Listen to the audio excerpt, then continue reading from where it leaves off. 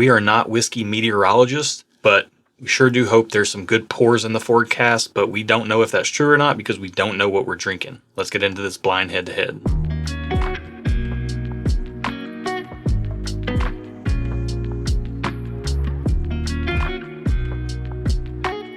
Welcome to Stuff and Whiskey. I'm Erin. I'm Josh. Thank you so much for joining us. If you're new here, Erin is the social sipper. I'm the whiskey nerd, and we're drinking blind. Yeah. We do it this way to give you the most honest opinions possible, separate and apart from any labels or hype or bias. And we're not even a whiskey review channel. We're reacting to these pours, and our reactions serve as your review. And we've drawn these two samples right here from our blind sample pool, full of a bunch of different matchups that have been paired together for one reason or another. Oftentimes available versus allocated, but sometimes, just shelfers to see which one's the better buy, or two hyped up products to see if they even come across as hyped up when we're drinking them blind. And there's some curveballs in there to keep us on our toes as well. Yep. So this could literally be almost anything. Pretty much. Literally. Let's get glass one on the nose. She got some ethanol. Yeah. It smells like bourbon, though. Like, nothing fancy, just like classic caramel, ethanol, oak. Ethanol forward, and I am getting very classic bourbon notes, caramel, vanilla, oak. I'm also getting some cherry in there as well. Okay. Red cherry or like black cherry? I think a red cherry. Like a maraschino cherry or like a real like a fake cherry. Like I'm picturing the maraschino cherries in like that bright red like a red syrup. like a red airhead. Oh, like an artificial cherry. Okay. Yeah, like red cherry candy. Like red number whatever. Yeah. Mambo number 5. Okay. Little Mambo number 5 on the nose. I can see that. Let's get it on the palate. Ooh, it's earthy on the palate. Yeah, I don't think it's a bourbon. No. I think this is a rye. Tastes like, dare I say, dirt? Kind of here for it. Really? A little bit. Man, I used to say I'm not a rye guy, and I definitely have come off of that in 2024. 2024, some of my favorite bottles throughout the year were rye whiskeys. And watch this not even be a rye. However, it comes across that way on the palate. If it's not, it comes across like one, at least tonight for us. And I'm getting that kind of red candy, that red Jolly Rancher type of note that I get on ryes, that candied, like hard candy type of red note. And I'm getting just like this really sugary kind of density. I'm getting like a Jolly Rancher that's rolled around in the grass. Man. Which I love. So don't take that as a bad thing. I really love earthy pours, so I'm here for this one. I'll come home from work, Erin's just outside rolling around in the grass. No. Happens at least 2 or 3 times a week. I don't like the outside, but I do like earthy pours. It happens at least 2 or 3 times a week. Man, yeah, that right there. I'm getting the oak on the back end. The impact on the palate is there. That ethanol note on the nose, that's not coming through on the palate to me, other than the fact that it seems like it's got some proof to it. But man, that drink's really nice. Yeah. We'll spend some more time with these later. I can't overdo it. Sorry. I just like glass one, and I just want to keep sipping it. We have more to sip. Yeah, I almost have like a little bit of like a vanilla cream type of thing going on as well in glass one. You're getting a lot more off of that one than I am. I'm getting a lot off of it, yeah. That's nice. Glass 2 on the nose. Let's see how it compares. Oh, this smells nice. Yeah? Yeah, this smells a little darker and richer. Like the base has been turned up a little bit. It doesn't smell as sweet to me. Yeah, it doesn't have the candy sweetness, sugariness that the first glass does. It's coming across in a little bit more of like a mature way to me. Like there's a little bit of like a roundness to this and a little bit of like heft and oakiness to this. It does smell like a circle. But then I am getting that kind of like spearmint cooling sensation type of thing on this as well. I have to say that the finish of the first glass is still lingering right now as I'm smelling the second glass, so it's kind of distracting me. I'm getting like a distinct... So I've never in my life dipped, but I have been around plenty of people. I mean, I grew up in Tennessee country. I know what dip smells like, and it actually smells good.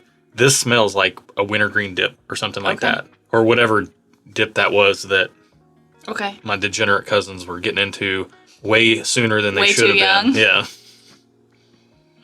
Shall we drink it? No offense to all you degenerates out there. Cheers. I'm just saying, like, if you're of legal age, fine, do whatever. Right. But these kids were... When you're not. These kids were stealing from their parents and didn't think they knew they were being some degenerates. Gotcha. Just to be clear. Yeah. So this... Ooh, I need a second sip because this tastes kind of watery. I know, and I was apologizing to the degenerates. Let's go. Oh, there it is. Oh, man. We got a shootout on our hands, to me. Maybe. Whoa. This is... Go ahead. This one's fine. There's a finish here, but, like, I'm not picking up on flavors really much. Really that much.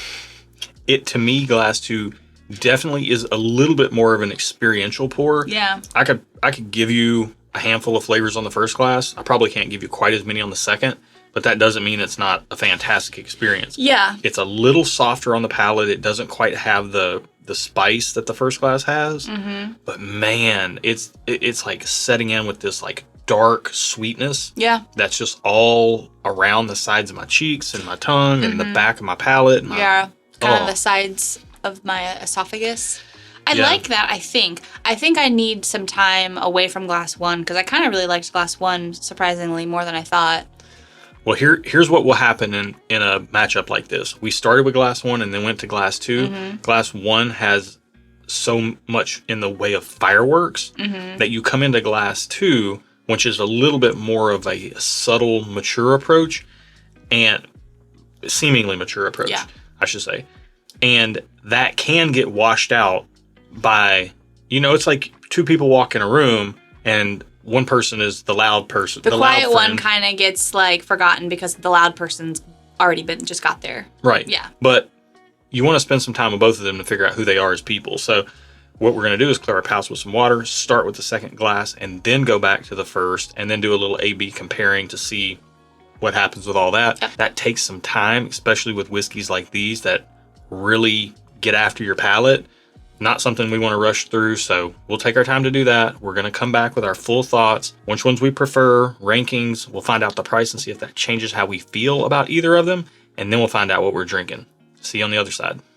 I got a feeling this is about to get very interesting because that was quite the experience to spend time with these two. Yeah. But ladies first, where are you at? So on my official rankings, I'm at a draw. I'm giving them both a thumbs up because, so I took some time, started with glass 2, and I think that was good because after tasting it after glass 1, that wasn't a fair shake. When I started with it first, it became richer, sweeter. It had like a red candy sweetness, but it wasn't too like fake sugary sweet. I really enjoyed it. It had more flavor when I tried it first. So I really enjoyed it. I went back to glass 1 and it was still really good. Still kind of earthy, which I love. But the finish on that, like, just is so good. It's such a good finish. I really like that. So I think if I have to pick, I would pick glass 1 because of the finish. But they're both getting a thumbs up because I really did enjoy them both. Okay. Yeah, the more time I spent with them, the second glass became like this root beer, birch beer, vanilla cream soda, or vanilla float, like a root beer float type thing. Okay. With that like birch beer sarsaparilla type deal going on. Sarsaparilla? I really like glass 2 a lot. It is much darker than the first glass. It is also much softer than the first glass. Really? You think it's darker? Way darker. Like, to me, this is like bright sweetness versus dark sweetness. I didn't get that much. The first glass, and I did get a little bit of like a red cherry candy note in the second glass as well, but it's very faint in the background. It is the prevalent thing in the first glass. Huge cherry candy sweetness in the first glass. Some brighter vanilla, like cake frosting type stuff. And then there is a fair bit of spice in the first glass that just doesn't exist on the second glass for me. The first glass is a little bit of a bully, to be honest. Like, really? In this matchup, the first glass is kind of bullying the second glass because that spice is just overrunning all the depth and the richness in the second glass if you taste them too close to each other, in my opinion. But if you take your time, I'm really picking on kind of a nuanced, dark profile in the second glass versus that kind of brighter cherry. And the first glass also got a little bit of like pininess in there. Like maybe not quite pine, but some kind of spruce or fir or something. I don't know. You're getting real specific. Some type of evergreen. With your evergreen. It tastes like a little bit of like a blue spruce, perhaps in the hills of North Carolina. Actually, I don't even know what a blue spruce looks like, much less where they grow. So, but it has that like evergreen type of note in there. I prefer glass 2. I really like both of them though.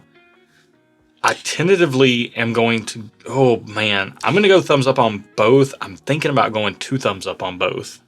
Yeah, they're both good. They're different, I think. You get different experiences, I think. And after tasting them, I was tasting them while you were talking. I do see what you're saying about the darker. I didn't get that initially, so it wasn't super prevalent to me. But when you said it and I was thinking about it, I can see that. Like, it's not like, whoa, I don't know where that's coming from. Like, I can see that. All right, so you're thumbs up on both. I'm thumbs up on both. I'm going to stay thumbs up on glass 1. I'm going to go 2 thumbs up on glass 2. Wow. It's just because these feel like ryes, and the flavor profile on glass 2 is exactly like, that like root beer. Yeah, I can see that. Vanilla, ice cream, float, birch beer type thing. I really enjoy that. I can see that. All right, we're going to find out the prices. If that changes how we feel, it very well could. It could. Glass number 1 is number 8. Oh, dang. Number 8, what's the price? $125. I can see it. It kind of has like... I can see it, but I don't like it. I don't like it either. It has the powerhouse, layers of flavor, all that stuff. I honestly... let me take a sip and see. Well, what's the price on glass number 2, number 7? $70. I prefer that. Yeah. Slightly. I would too, honestly, for the price. I didn't like glass 1 so much more than glass 2 that I'd be willing to pay up for it. Yeah. So honestly, I think I'm going to go just okay on glass 1, and I'm going to stay thumbs up on glass 2. Okay. I think, because I think for $70, it's a pretty good pour.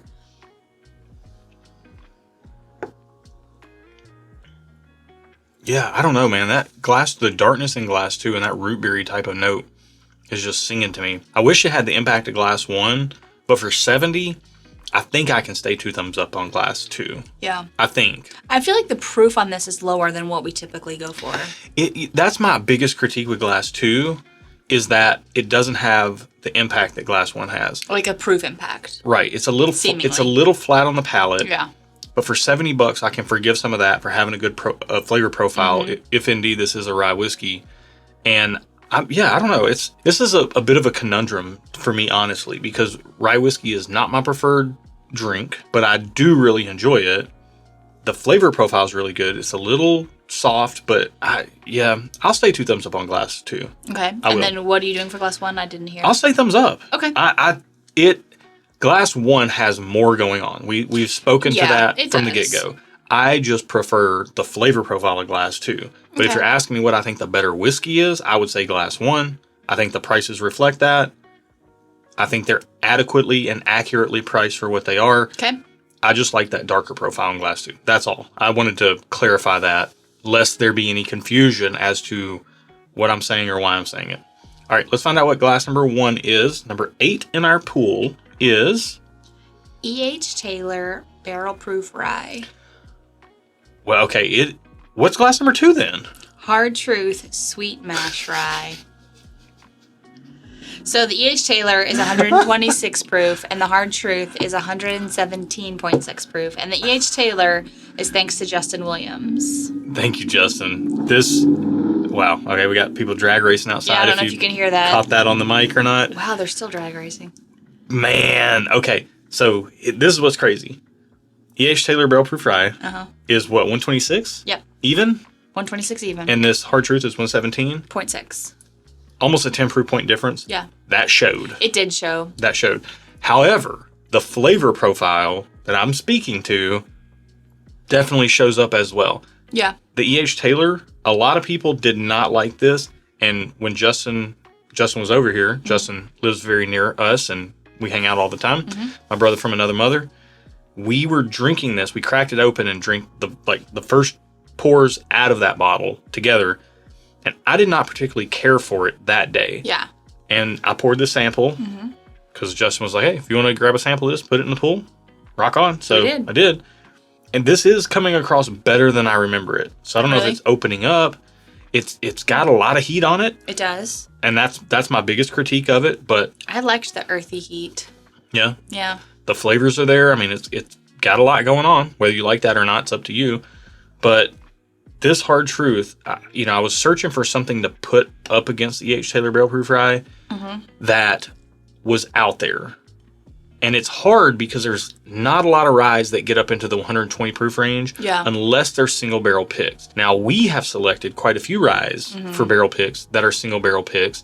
And if you want to get our barrel picks, you can do so at the link in the video description below on our Patreon. And we got a rye coming out. If it ain't come out already, that would stomp these two. Both of them. Tell me you're from Tennessee without telling me you're from Tennessee. Bogzilla Strikes Back, a Southern Collective Spirit Company rye, would absolutely stomp these two. Probably. It's a Bardstown Bourbon Company distill. Anyway, look, it ain't their regular rye either. It's like 64% rye, 30% corn, 6% malted barley. It doesn't exist on the market in cask strength form. Awesome pick. One of the best barrels we've ever picked. It's coming out. When you see this, it may have already come out and sold out. But if it ain't, you ought to check on our Patreon. For real. I'm in love. I just might buy the rest of the barrel. You may not even get it. Simmer down. Sorry. Anyways, also, we have people who share samples, help people find things, all sorts of stuff on Patreon. Yeah. Also, you can get plugged into our Discord community for as little as $3 a month. That's where all that is happening, the sharing and the helping and all that stuff. And we do bonus content on Patreon and private live streams and all kinds of stuff. So you can check that out down there. Off the barrel picks, back onto this matchup. Yes. Is E.H. Taylor Barrel Proof worth the hype? A lot of channels have covered this, but, we wanted to do it blind. Yeah. So, I mean, I did say I preferred it if I had to pick. But for me, why I preferred it was because of the earthiness. I like earthiness, and I liked the stronger finish. Those were the two specific reasons why I picked it over that. I liked them both. They both got a thumbs up. But I like those specific things. So if you don't like those specific things, then I would say no. Or if you don't care for earthiness, maybe you like a finish, but you don't care for earthiness, then I'd say no. Yeah. I know when it first came out, secondary prices were through the roof. Yeah. And then they fell pretty dramatically once people started getting bottles and trying it and everything. Yeah. Hard Truth, though.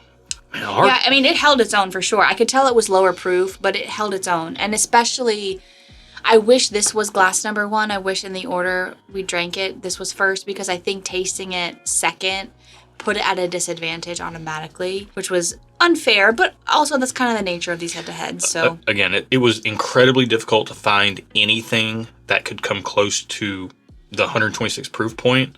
That was a regular release product that you guys might have been able to find. That makes sense. And so I did my best, and I picked a rye that I know that we really enjoy and we think is a incredibly good value. And that showed through because I gave it 2 thumbs up.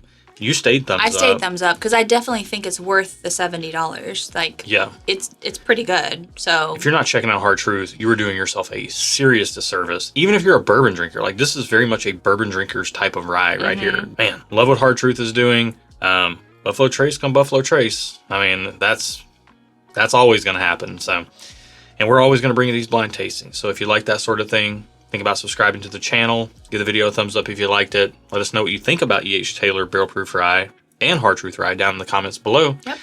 And with that, we're out of here. Yep. Thanks so much for watching. Be good to each other. And until next time. Cheers. Cheers.